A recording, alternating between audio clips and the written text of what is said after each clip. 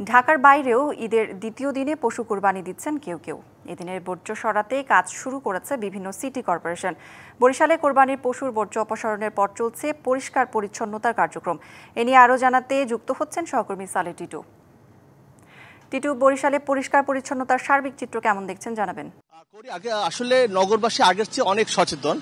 গতকালকে যে কোরবানির পশু যারাই জবাই দিয়েছেন তারা ম্যাক্সিমাম কোরবানির পশু জবাই দিয়েছেন সড়কের উপর।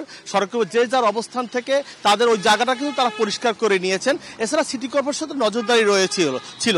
এ কারণে কিন্তু আসলে আজকের দিনটা খুব ভালো উপভোগ করতে পারছে নগরবাসী, কারণ আজকে কোথাও তেমন কোনো অপরিষ্কারের জায়গা আমরা দেখতে পাইনি। 58 বর্গ কিলোমিটার এলাকা নিয়ে বরিশাল সিটি কর্পোরেশন গঠিত, সেখানে 30টি ওয়ার্ড রয়েছে।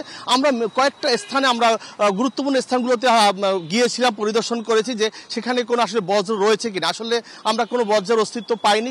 কালার এক্সপার্ট, জর্জ স্যাপ এবং মাইল্ড অন হ্যান্ডস টেকনোলজি সমৃদ্ধ অরিক্স ক্রিস্টাল ওয়াশ আপনার কারণ বেশিরভাগ সিটি কর্পোরেশনের চেয়েও নগরবাসীর যে সচেতনতার কথা বলেছি এটাই ছিল বেশি দেখার বিষয়। এছাড়াও সিটি কর্পোরেশন থেকে কিন্তু গতকালকে সকাল থেকে প্রায় তারা আগে থেকে একটা জরিপ চালিয়ে দেখেছে যে বরিশাল নগরীতে গতকাল প্রায় 5,000 পশু কোরবানি হয়েছে এবং তারা কিন্তু 5,000 প্লাস্টিকের বস্তা সেটা কিন্তু তারা বিতরণ করেছে বিভিন্ন নগরবাসীর মাঝে, এবং তারা জানিয়েছিল যে আপনাদের যত ময়লা হবে তা এই বস্তায় ভরে সড়কের পাশে রাখবেন, আমরা ট্রাক ভরে নিয়ে যাব। এবং সেভাবেই কিন্তু আমার সাথে কথা হয়েছে বরিশাল সিটি কর্পোরেশনের পরিষ্কার পরিচ্ছন্নতা কর্মকর্তার সাথে। তিনি জানিয়েছেন গতকাল 2টা থেকে রাত্র 9টা পর্যন্ত তাদের প্রায় 7 শতাধিক কর্মী তারা মাঠে ছিলেন এবং যেখান থেকেই তারা অভিযোগ পেয়েছেন